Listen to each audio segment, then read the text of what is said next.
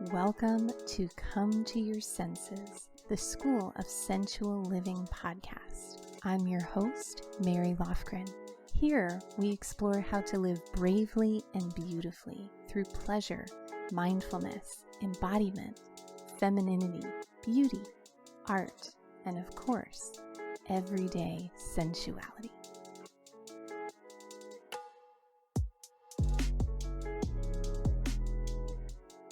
Hello, everyone, and welcome back to the podcast. So our topic du jour is building resilience. So resilience is this ultimate strength. You know, when we look at all great leaders, all strong, confident people, all people who are in positions of high visibility, something that all of them have in common is this great resilience, this ability to tolerate criticism and not be crushed by it, this ability to keep going when massive challenges come into one's sphere. And there's this idea that building resilience is just about toughening up. And in some ways, that's true. But how does toughening up from an emotional, a spiritual, and energetic perspective, how does that actually happen? If you've ever thought to yourself, I need to be less sensitive, I just need to harden up a little bit, this podcast is especially created for you because you may not be able to access that ability to toughen and harden. And in my opinion, that's actually a really good thing because that hardening, while useful in things like a debate or a confrontation sometimes, can also be a way that we deflect vulnerability. And our tolerance for vulnerability is usually directly proportionate to our ability to actually feel and be present and experience the fullness of our life. And so in today's episode, I'm going to share with you my own personal definition of resilience. We're going to talk about resilience in nature as a model for how we move through life and move through our relationships and our triggers. And then I'm going to share with you a few jewels from my pouch, my little velvet pouch of wisdom from my own life experience of how I build and develop and help to expand my own capacity for resilience. But first, I want to tell you that next week here on the podcast, I'm going to be debuting a brand new offering. This offering offers really crucial, valuable support at this time. It's actually a service I already offer, but I'm going to be offering it at a special reduced rate for a limited period of time. The first to know about it are going to be subscribers to my email list. And so if you'd like to be on that list, head over to schoolofsensualliving.com/confidence. There you'll find a video series all about how to overcome anxiety through grounded, effortlessly confident body language. And when you sign up for that video series, you will also be added to my newsletter list and you'll be the first to know to grab a spot in this brand new offering. So schoolofsensualliving.com/confidence. I can't wait to share it with you.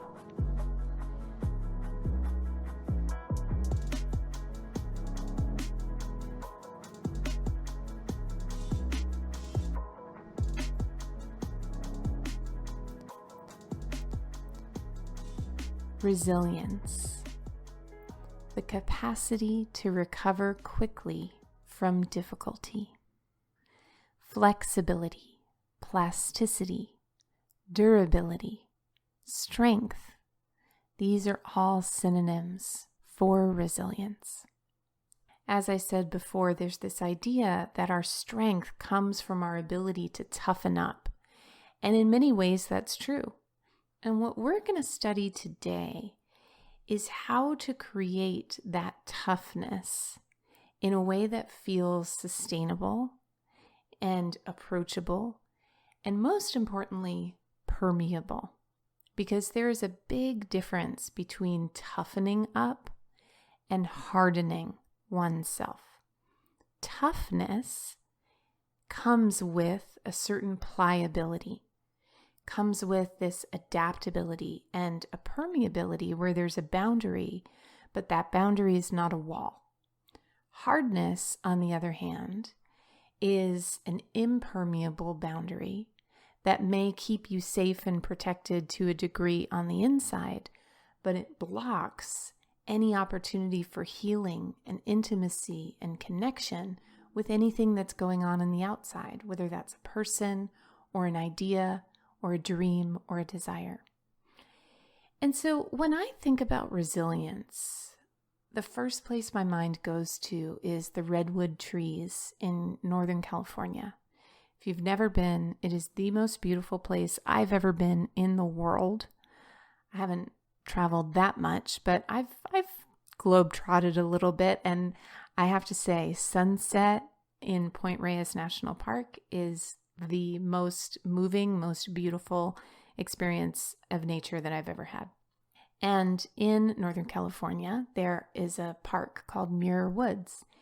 And there are these massive, glorious, I don't even have the words to describe them, just the wisdom keepers that are the trees. And what's so beautiful about them is that they have this tremendous rootedness, and they also have this tremendous height, and they also have a tremendous level of pliability. So if we think of wood, wood is that permeable boundary. It has an exchange with its environment, water, oxygen, insects. There is an interdependence. What is also true about these trees is that they have a tremendous ability to let go and die in service to rebirth. And that's really true of all things in nature. Even things we see as permanent, like our rock, is constantly, consistently being affected by the elements. And its resilience comes not from its ability to fight, but its ability to surrender and become part of the element that it's interdependent with. So if you think of a river running over a rock, gently, gradually removing particles from that rock, those particles then become sand and sediment in the river and go on a different journey.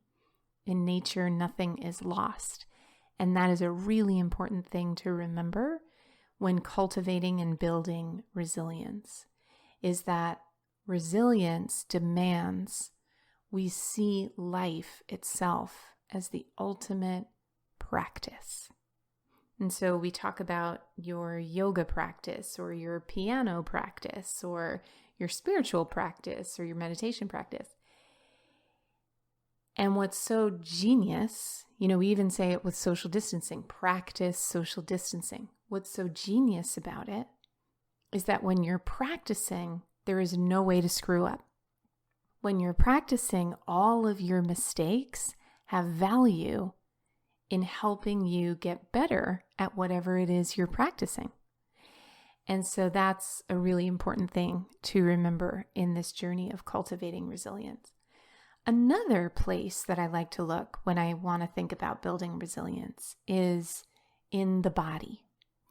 And so if you've ever worked out, if you've ever pumped some dumbbells, like I do almost every day, you know that how your muscles get stronger is this constant cycle of tear and repair.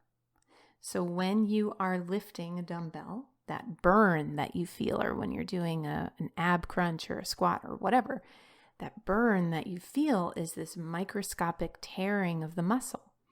And then the blood and the immune system and the lymphatic system all come in and they work their magic and they repair, making that muscle stronger than when you started.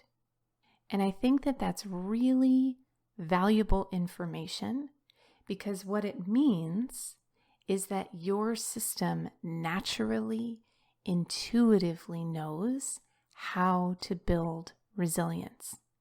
It's something that emotionally and energetically we're not usually as skilled at and as practiced with, but that's what we're going to shift today. Is I'm going to give you some tools, some skills, and some practices, just like you would lifting a weight, to help build your energetic ability to tear and repair. So the first tool to practice with is the tool of welcoming sensation. So usually when we get triggered, or when we are confronted, or there's some challenge on our path, our system's impulsive response is one of either fighting, flighting, or freezing, all in an effort to manage and respond to the presence of a threat within your system. And this is exactly what's supposed to happen. This is your body's natural intelligence. However, sometimes when these responses get hyperactivated, we can have a hyper-aroused response. So rather than a healthy fight response, we might end up lashing out. An example of a hyperactivated flight response would be leaving a conversation or a relationship where there's still room for healthy growth and intimacy. But because that sensation is so overwhelming, you just have to get out of there. And that can sometimes, not always, but sometimes leave us feeling lonely and isolated and ashamed of our level of sensitivity. And so building resilience is about building our ability to tolerate these sensations and remain in the reality of the moment. And so the simplest tool that I know of for welcoming sensation is awareness and breath. So recently I had an experience of receiving some criticism, and I noticed that as I read the criticism, there was this blooming, fiery sensation in my heart that then traveled into my belly. And my impulse in that moment was to just do whatever I could do to make the sensation go away. But instead, I just laid down on my floor, I breathed, and I noticed. I watched with curiosity rather than criticism. And this is such a vital tool to not allowing those sensations to then become frozen in the body. So something I know to be true for myself is that when I receive something like criticism or confrontation, it usually has very little to do with what's actually happening in the moment. What's being activated is a network of frozen tension from all the times I've received criticism or confrontation, and it was so overwhelming that I didn't know what to do, and so I just shut down and froze that tension right inside my body. And by pausing to welcome those sensations and say, oh, hello, fiery sensation in the heart. Oh, hello, fiery sensation in the belly. It gives the system an opportunity to have its normal, natural response of tear and repair, just like we do with a muscle, to allow that feeling and that sensation to work its way through the tissues and through the nerves, and then to have a new and different experience. And so again, the most simple tool for feeling and welcoming sensation that I know of is to just take the sacred pause, to turn your awareness inward, to breathe into that sensation, not try to alter it, not try to change it, but simply welcome it and say, there is space for you here. The second tool around building resilience is similar to the first. Every sensation in our body happens in the form of a wave. So I remember a few years ago ending a relationship and conveniently, right after my partner and I had the conversation about ending the relationship, which was extremely painful, I had an appointment for therapy. And I went into therapy and I was crying and feeling a lot of emotion, a lot of sensation. And my therapist and I sat on the floor. She sat facing the wall beside me so that it wasn't this direct eye contact. And we talked, and every 45 seconds or so, 90 seconds or so, I would start to cry. And then I would cry and I would cry, and it would squeeze in my heart and all my eyes. And then eventually, after 90 seconds or so of that, my system would settle and there would be a pause. And I would yawn, or I'd take a deep breath. And then 90 seconds, 2 minutes, 3 minutes later, another wave. Big sensation coming in, a pulsing. Again, if we look to anything in nature, all things are created from this primordial pulse of death and rebirth, expansion and contraction. And that is also true of our emotional body. And so when welcoming sensation, sometimes it can feel like, oh God, this is so overwhelming. I can't. Know that what you're experiencing is not a straight line. It is a wave. And where you are in that moment when the sensation feels really activated is usually in the crest of the wave. And then the wave eventually will settle and will fall. And you will plateau, and then maybe another wave of sensation will come. But just know that this experience of welcoming and feeling sensation is not a linear, permanent experience, and that it will change. Little disclaimer is that if you're dealing with something like a panic attack and the sensation is just continuing to amplify and intensify, that is a different kind of scenario. And that's a scenario where I would really recommend getting help by calling for support, calling your mental health professional, etc., etc. The third tool is something I like to call option C. So when we are in a place where we are feeling activated or triggered, usually what the mind will do is present us information in a binary. So I can either stay or leave. I'm either a roaring success or I'm a piece of shit. And in those moments, if you notice your mind speaking in those binaries, a really useful thing is to say, I wonder if there's an option C. Instead of option A or B being the only options, I wonder if there's an option C.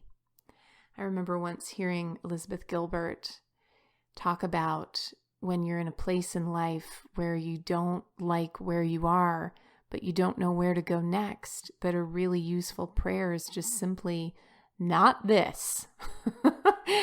And I have used that prayer many, many times, and it has always helped me bring another option to the surface and to bring that healthy, regulated self on board. The final tool in welcoming sensation, building resilience, is a really simple mantra, which is, I can do this.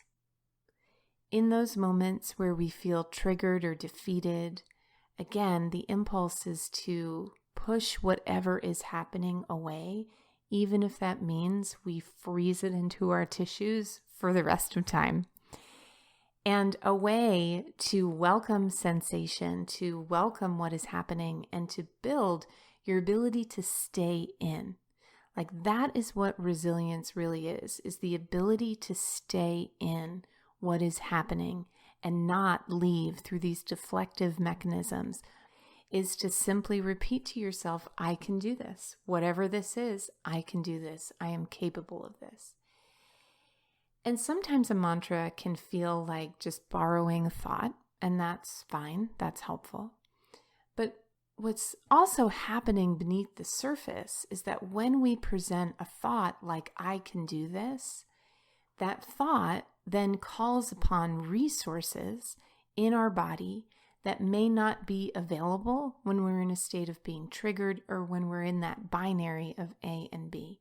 It kind of naturally diverts our attention towards option C. I can do this. So my hope, my friends, is that these tools and these opportunities to practice help you in not just choosing the middle path, which is the path of resilience, but being able to access the middle path. So once again, when we're activated or triggered or feeling fearful, a lot of times the only options on the table are options for escape. And by using these strategies of welcoming sensation, riding that wave, curiosity over criticism, affirming that you can do this, my prayer is that it helps open a path between those two binaries that leads you to greater resilience, greater strength, greater vulnerability, greater availability to be of service to one another, and greater openness to the beauty that is your life. If you enjoyed this episode, please leave a review. You can head over to schoolofsensualliving.com/review and drop a review anywhere that you listen to your podcasts.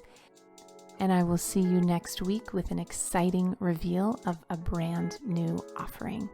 Ciao.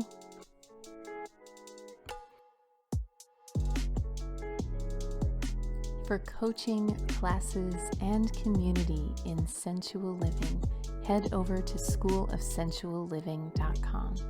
There you'll find a free video workshop in how to overcome anxiety and feel confident in almost any situation through the skill and power of your body language. Go to schoolofsensualliving.com/confidence to start your journey today.